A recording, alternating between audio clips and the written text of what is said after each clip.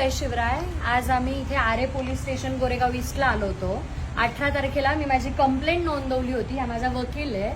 आम्ही कंप्लेंट नोंदवायला आलेलो। सकाळी 4 वाजेपर्यंत आम्हाला पोलीस स्टेशनमध्ये थांबून ठेवलं। जेवण नाही, काय नाही। आम्हाला फक्त प्रॉमिस केलं की FIR करू। हे पाटील साहेब जे इथले इंचार्ज आहे त्यांनी स्वतःच्या हाताने लिहिलंय की आम्ही FIR करतोय म्हणून। 8 दिवस आम्ही त्यांना कॉन्टॅक्ट करतोय, मेसेज करतोय, कॉल करतोय। एकही कॉल त्यांनी आमचा नीट उत्तर दिलं नाही, मेसेज केले नाही। आणि काल जेव्हा मी त्यांना हे म्हटलं की सर मी सगळे रिपोर्टर्स वगैरे इथं घेऊन येते जाब विचारायला, तेव्हा मला बोलले की तुला जे करायचं ते कर। आज आम्ही इथे आलोय, एकही पोलीस इथे आतमध्ये नाहीये। पहिलंच असं पोलीस स्टेशन आहे जिथे एकही पोलीस नाहीये। पोलीस वाऱ्यावरती सोडून गेलेले आहेत। आम्ही जेव्हा जाब विचारला एकही माणूस बाहेर आलेला नाही। विकले गेले ते सगळे, पैसे घेतले, ज्या माणसांकडून घेतले त्यांचे आम्हाला फोन येतात की पोलीस फोन करतात। कमीत कमी लोक असे निवडाचे गद्दार होणार नाहीयेत। तुम्ही ज्या लोकांना फोन करताय ते आम्हाला फोन करतात की त्यांचे फोन आले ते म्हणून।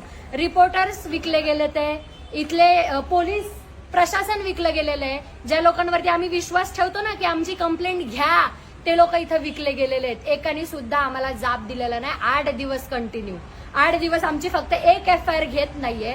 इतका अत्याचार सहन करतोय या संविधानिक देशामध्ये राहून सुद्धा। जर आमच्यासारख्या माणसांवरती असं होत असेल, सर्वसामान्य माणसांनी जीव द्यायचा का? हे तुमच्यासाठी आहे, तुमचे डोळे उघडण्यासाठी आहे की हे पब्लिक सर्वंट आहेत, ह्यांनी आपल्यासाठी काम केलं पाहिजे। आणि हा आपला मूलभूत अधिकार आहे इथं FIR नोंदवायचा।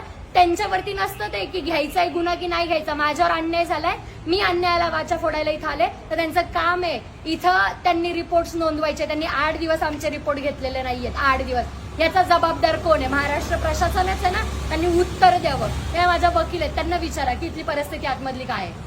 आता ऍक्च्युली हे प्रथमतः अशा प्रकारचा अनुभव हा खरंच आपण बोलतो की पोलीस प्रशासन रात्रंदिवस हे सर्वसामान्यांसाठी उपलब्ध आहे। परंतु आज आम्हाला इथे येऊन जवळजवळ 3-1 तास झालेले आहेत, पण या 3-1 तासामध्ये इथे कुठलेही अधिकारी अवेलेबल नाहीये। जे 2-3 अधिकारी आम्हाला भेटले ते सुद्धा पळून गेलेले अक्षरशः, तेही आमच्या समोर मागच्या दाराने पळून गेलेत। अशा लोकांनी वर्द्या काढाव्या आणि जे पोरं रणांगणात पळतात ना खुल्या पायांनी, त्यांना वर्द्या द्या। ज्यांना देशासाठी मरायचंय, आमच्यासाठी काम करायचंय, या देशातल्या लोकांसाठी काम करायचंय, अशा लोकांच्या अंगावरती वर्द्या सूट नाही करत। तर योग्य माणूस निवडा स्वतःसाठी आणि स्वतःसाठी उभे राहा। अन्यायाविरुद्ध वाचा फोडलीच पाहिजे, नाही तर गुलामगिरीत चालले जाल तुम्ही। त्याच्यानंतर आम्ही ज्या पण काही रीतसर कायदेशीर कारवाई आहेत, म्हणजे आम्ही कंट्रोलला वगैरे पण फोन केला, तिथूनही आम्हाला समाधानकारक उत्तर मिळालं नाही। कंट्रोलला आपण फोन केल्यानंतर आपल्याला एक कंप्लेंट नंबर मिळतो, तो कंप्लेंट नंबर सुद्धा दिला जात नाही। तर शेवटी दाद मागायची कोणाकडे आणि कशी, हा एक प्रश्न आहे। आणि जर एखादा पोलीस अधिकारी ज्यावेळेला कर्तव्यावर हजर होतो त्यावेळेला त्याचा आतमध्ये आल्यानंतर, बाहेर गेल्यानंतर किंवा कुठेही बाहेर गेल्यानंतर ह्या डायऱ्या बनवल्या जातात, नोंद केली जाते। अशा कुठल्याही प्रकारच्या नोंदी सुद्धा इथे आढळून आलेल्या नाहीत। आता एक आहे की आपण सुप्रीम कोर्टच्या ऑर्डरनुसार आपण व्हिडिओ शूटिंग वगैरे करू शकतो, पोलीस स्टेशनमध्ये लाईव्ह वगैरे घेऊ शकतो। त्याचा आम्ही आधार घेतला, त्या अधिकाराचा आम्ही आधार घेऊन आम्ही लाईव्ह वगैरे इथे घेतलेले आहेत। हा सगळा प्रकार हा आम्ही शूट करून हा लोकांपर्यंत मांडण्याचा ह्याच्यामुळेच प्रयत्न करत असतो। ती आधी सेलिब्रिटी आहे, परंतु हिच्यावर अन्याय झालाय आणि अन्याय करणारा हा फक्त आणि फक्त मोठा प्रतिष्ठित आहे। त्याच्यामुळे हिला न्याय मिळणार नाही का? तर हे चुकीचं आहे। जर आपण म्हणतो की बहुजन हित आहे, बहुजन सुख आहे, तर मग ही बहुजन समाजातली एक तरुण मुलगी आहे, 300 किलोमीटरवरून इकडे येत आहे न्याय मागण्यासाठी, आणि इकडे हे पोलीस प्रशासन, पोलीस स्टेशनमध्ये सगळे लोक गायब होत आहेत। तर हे कुठे आहेत? यांना कंट्रोल रूममध्ये पण आम्ही कंट्रोलच्या माध्यमातून सुद्धा कॉल करून आम्ही त्यांचा शोध घेण्याचा प्रयत्न केला, पण कुठेही आम्हाला ते उपलब्ध झालेले नाहीत। आणि ही माझ्यासाठीची लढाई नाहीये, ही सगळ्यांसाठीची। हे माझ्यासोबत नाही घडतंय। बोलतात सुद्धा असे जस काय अतिरेकी आहेत। आपण एज्युकेटेड लोकांसारखं वागवत सुद्धा नाही। हे लोक आरे तुरेची भाषा करणारे हे आपल्याला शिकवतात। 3-3, 4-4 स्टार लागले ते खांद्यावरती, पण येणाऱ्या जो तक्रारदार असतो त्याच्यासोबत बोलायचा सेन्स नाही या लोकांना। आणि ह्यांच्यावरती आपण निर्भर आहोत। यांना सांगा जरा समजावून की आम्ही तक्रारदार आहे, आमच्यावरती जेव्हा अन्याय होतो ना तेव्हा आम्ही तुमच्याकडे आशेने बघतो आणि तुम्हीच पळून जाताय पोलीस स्टेशन मधून। आज या पीडित मुलीनं ज्यावेळेला तक्रार अर्ज दिल्यानंतर तो दुसऱ्या दिवशी एका तपास अधिकाऱ्याकडे वर्ग होतो, तर आम्ही हा तक्रार अर्ज हिचा कुठल्या तपास अधिकाऱ्याला वर्ग झालेला आहे चौकशी करिता त्याचं नाव विचारलं, त्याचं नाव आम्हाला सांगण्यात आलं। परंतु ज्यावेळेला एखादा तक्रार अर्ज एखाद्या पोलीस अधिकाऱ्याकडे वर्ग केला जातो, तर प्रथम त्याचं कर्तव्य असतं की त्या तक्रारदाराला एक संरक्षण देणं, त्याला धीर देणं, ते सुद्धा साधं काम या तपास अधिकाऱ्याने न करता शिवाय तिला साधा आज 1 आठवडा झाला तिला साधा जबाबासाठी सुद्धा तिला बोलवलं नाही. मग हे कुठल्या प्रकारची चौकशी करत आहेत, काय करत आहेत आणि पोलीस स्टेशनमध्ये अशा पद्धतीची वागणूक हे कुठल्या कायद्याच्या अंतर्गत येतं? कुठल्या एक सर्वसामान्य व्यक्ती कसा काय न्याय मिळवण्यासाठी लढू शकतो? ऑफकोर्स ही लढाई खूप मोठी आहे. ही लढाई आपल्या सर्वांची आहे. ही आज लढाई दिव्याची नाही, ही लढाई आमची नाही, तुमची नाही, आपल्या सर्वांची आहे आणि आपल्याला सर्वांनी मिळून लढायची आहे. आणि ही लढाई प्रस्थापितांच्या विरोधात गरिबांची, हे लक्षात ठेवा. कुठल्या जातीची नाही, कुठल्या पंथाची नाही, कुठल्या धर्माची नाही, प्रस्थापितांच्या विरोधात. ज्यांच्याकडे जास्त पैसा झालाय आणि पैशानी मॅटर दाबतात ना, त्यांच्या विरोधात ह्या गरिबांची लढाई. आणि माझ्यासोबत कुणी उभं राहिलं नाही तरी चालेल, मी या सगळ्यांच्या विरोधात उभी राहणार. तर चला पाहूया आपण की हे गोरेगाव पोलीस स्टेशन आहे. मला वाटतं पाठीमागे जाऊन पहिल्यांदा ते बोर्डचं पण घ्या तू.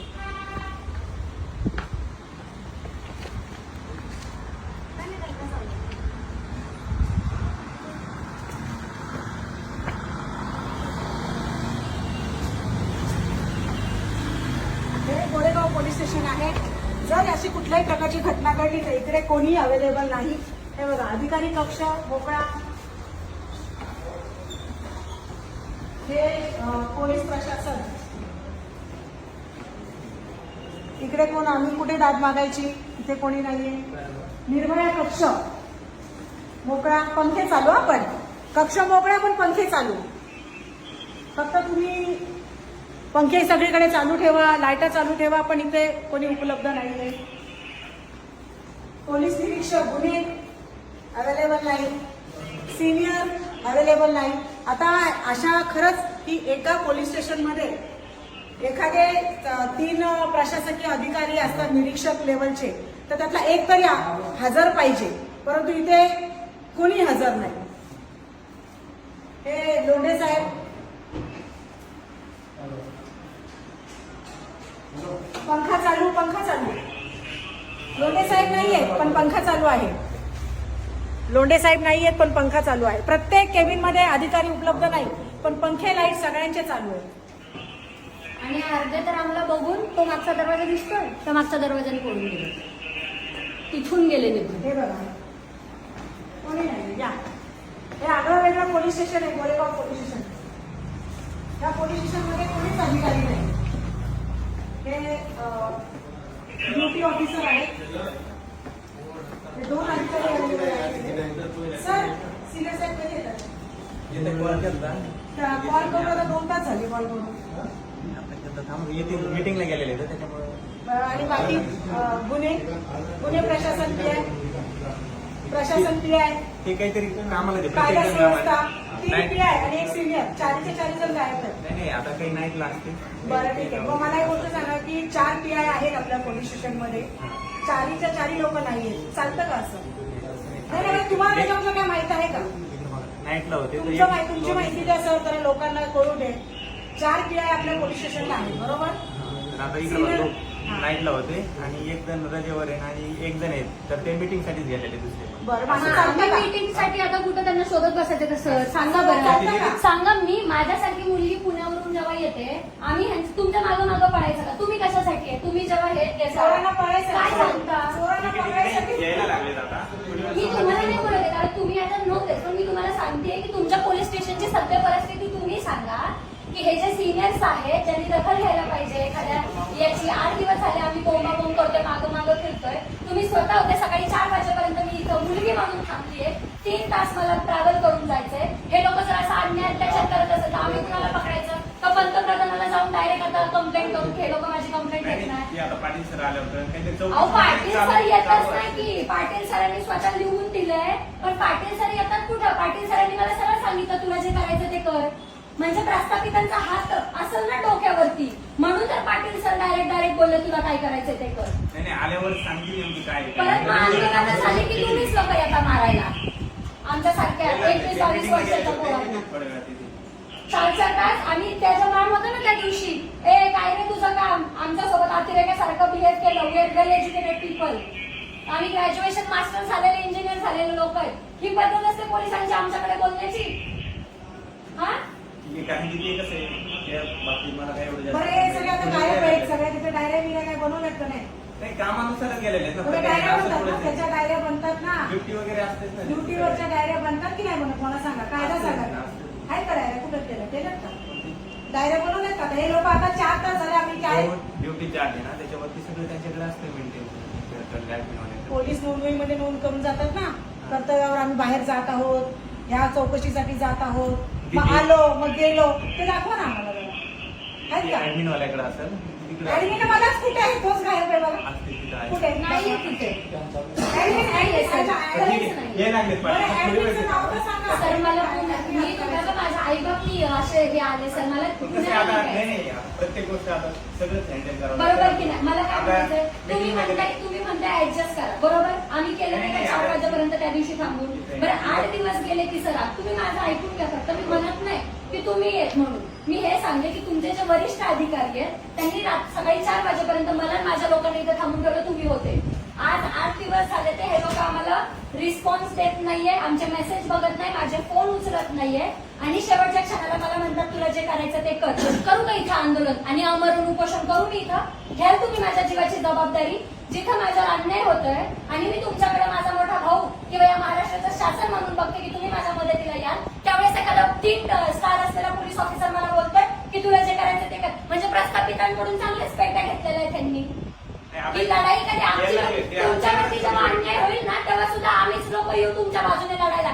हे यांना सांगा जरा जाऊ कुणी प्रस्थापित येणार नाहीये यांच्यासाठी तुमची काय समजा कंप्लेंट त्याची दखल तर नक्की घेणार कुठं घेतली 8 दिवस हे बघा ना बघा, चौकशी वगैरे काय चालू आहे त्याबद्दल अहो आम्ही सगळे पुरावे दिलेत त्यांना स्क्रीनशॉट दिलेत ते काय बोलले रेकॉर्डिंग दिल्यात अजून किती त्यांना तपास करायचा आहे सांगतील काहीतरी ते बघू आता ते त्यांना आले. फोन करा आणि त्यांना म्हणा लवकर या आम्ही तुमच्यासाठी थांबायला मोकळे नाही की तुम्ही कुठे आहे तुम्ही या हे तुमचं पोलीस स्टेशन आहे तुम्ही इथं असणं गरजेचं आहे ठीक आहे पण मीटिंगसाठी वगैरे जावं लागतंय तर मी करतो परत एकदा कॉल करतो त्यांच्या हायर ऑफिसर जेव्हा फोन केला कंप्लेंट केले अजून मला गाडी नाही पाठवले 11 वाजता. सांगा, रात्री सांगा, सांगा. अजून कंप्लेंट गाडी नाही अशा आली. पद्धतीने काय पॉलिटिशियन आले सामान्य- पॉलिटिशियन बरखास्त करायला पाहिजे हे पॉलिटिशियन पाहिजेच नाही आम्हाला इथं आले सर शपथ सांगतो आईची शपथ डॉक्टर बाबासाहेब आंबेडकरची शपथ खाऊन सांगतो मी हे पॉलिटिशियन पाहिजेच नाही आम्हाला इथं त्यांच्याकडे गाड्या नाहीत 14 एकर क्षेत्रामध्ये 2च गाड्या आहेत फक्त सांगा 14,001 मध्ये एकच 2च गाड्या आहेत फक्त यांच्याकडे गाड्या नाहीत यांच्याकडे बुलेट नाही काहीच नाही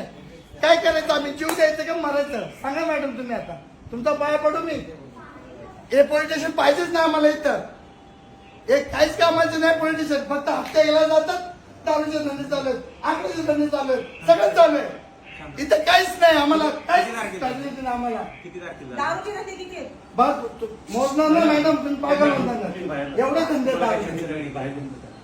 एवढे धंदे दारूचे इथं हा. चांगली माहिती देते तुमच्या माहिती तेच उपयोगाची नसेल आहे. अहो घ्या ती माहिती घ्या घ्या. ऐका मॅडम आणि ऐका कारवाई करा. घ्या त्याची माहिती आकड्याचे घ्या धंदे किती आहेत? तुम्ही मी दाखवतो स्वतः आकड्याचे धंदे किती आहेत? मी दाखवतो सरकारकडे घेताय सरकारकडे घेताय तुम्ही जरा बाहेर जाऊन एवढे धंदे आहेत. ऐका ना, किती दारूची धंदे आहेत? यांना सांगा अधिकाऱ्यांना कारवाई करा. साहेबांनी सांगितलं बसायला साहेबांनी सांगितलं बाहेर बसा. हो बाहेर बसा सांगा